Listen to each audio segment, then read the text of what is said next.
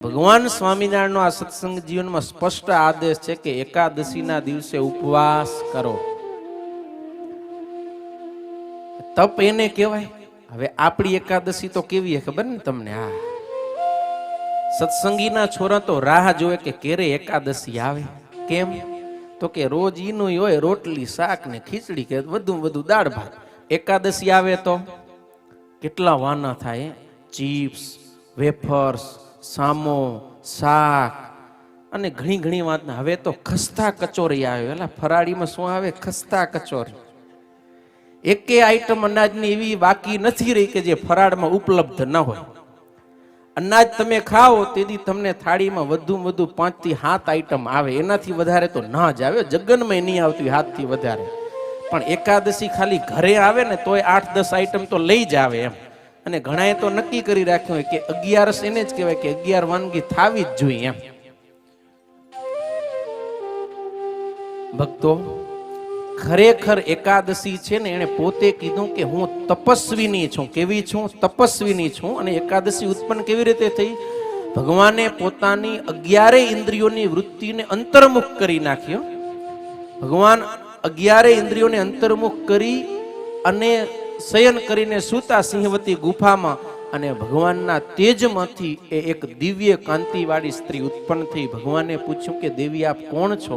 તો કે હું તપસ્વીની છું અને એકાદશી છું. ભગવાને વરદાન માંગવા કહ્યું તો કીધું કે મારા દિવસે જે વ્રત કરે એના તમામ મનોરથ તમારે પૂર્ણ કરવા.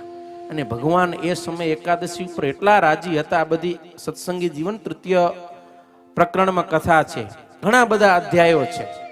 ભગવાને રાજી થઈને કીધું તથાસ્તુ. તોય ભગવાન સંતોષ ન આપ્યા. બીજું વરદાન માંગો. બીજું આપ્યું. ત્રીજું. કેટલાય વરદાન એકાદશીને આપી દીધા. અને એની સામે એકાદશી જે ન કરે, અર્થાત કે અનાજ ખાય એકાદશીના દિવસે, એને પણ બહુ મોટો દોષ બતાવ્યો છે. કારણ કે હરિવાસરે અન્નમ આશ્રિત્ય તિષ્ઠંતિ સર્વ પાપમ. જેટલા પાપ છે એ બધાય એકાદશીના દિવસે અન્નનો આશ્રય કરીને બેસે. પછી જે એકાદશીના અનાજ ખાય, હકીકતમાં અનાજ નથી ખાતો. શું ખાય છે? દુનિયામાં થતા પાપ ખાય છે. જો કે આપણા સત્સંગની અંદર તો સંતોએ એટલા બધા નિયમો ઘુસાડી દીધા છે પહેલેથી જ કે એકાદશી ન થતી હોય એવું તો આપણે વિચારીએ ન શકાય. થાતી જ હોય. કદાચ ઉપવાસ ન થતો હોય પણ ફરાળ તો કરે. કે હવે ભાઈ નવા છોરા શીખ્યા કે હવે સામોય ગેસ કરે. હોય સામોય નથી ફાવતો એમ. હવે એકાદશીના હરુભરું રોટલા ખપે. જેમ કે સ્વામી અમને કામ કરો ને, તમને તો માળા લઈને ભજન કરો ને તમને પોહાય, અમને ના પોહાય. તે રોટલા ખપે. ભક્તો, આ કચ્છ સત્સંગ છે જેનો સમગ્ર સ્વામિનારાયણ સંપ્રદાય ગૌરવ લે છે. એ કઈ બાબતથી? આ કચ્છના સત્સંગની જે ધર્મનિષ્ઠા છે, દેવનિષ્ઠા છે, એને લઈને. કોઈ બીજી લૌકિક મોટાઈ ન માનતા હો કે આપણો કચ્છનો સત્સંગ જે સમૃદ્ધ છે, રૂપિયાથી મોટા દાન આપણે કરીએ છીએ. કે મંદિરે હું બાકી નથી જ્યાં કચ્છી હરિભગતની સેવા ન હોય. એ રૂપિયાથી મોટપ નથી.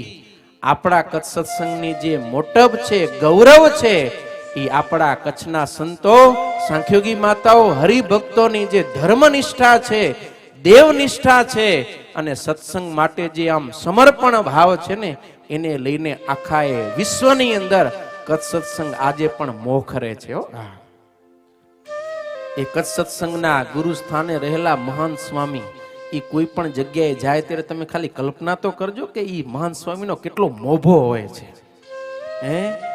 એનાથી મોટા પદવાળા પણ એ મહાન સ્વામીને આદર સહિત આવકારે છે. એટલો મહાન સ્વામીનો એક ગૌરવ ભર્યું સ્થાન એ આપણા સમગ્ર કચ્છ સત્સંગની ધર્મનિષ્ઠાને લઈને છે.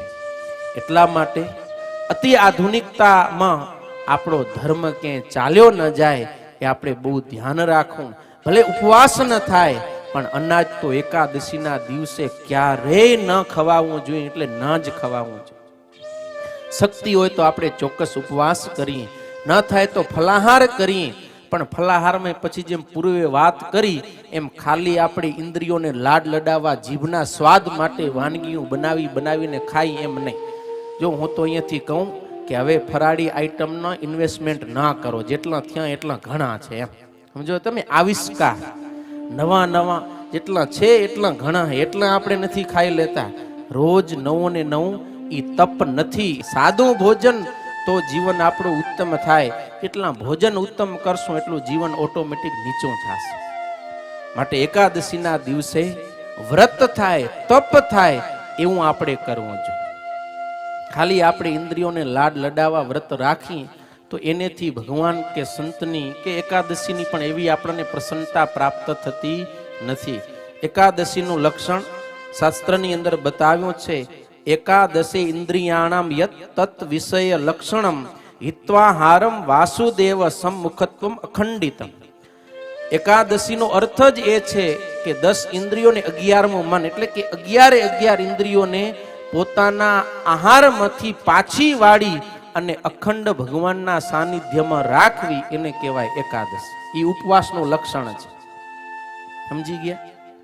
ખાલી ભોજનનો આહાર નહીં, આંખનો, કાનનો, નાકનો, સ્પર્શનો, આ બધા જે પંચ વિષયના આહાર છે ને એ પણ એ દિવસે આપણે ગૌણ કરવાના છે. ભગવાન સંબંધી એ વિષય ભોગવી ત્યારે એકાદશીનું યથાર્થ ફળ આપણને મળે છે. તો એ તપથી ભગવાન રાજી થાય. તપ જેવું વાલું છે વાલમને, એવું વાલું નથી બીજું કંઈ. એટલે તો બદ્રિકાશ્રમમાં રહેવા છતાંય ઋષિઓ તપ કરે છે. અને આજે પણ આપણા સત્સંગની અંદર આ સંતો, સાંખ્યોગી માતાઓ ખૂબ તપ કરે છે.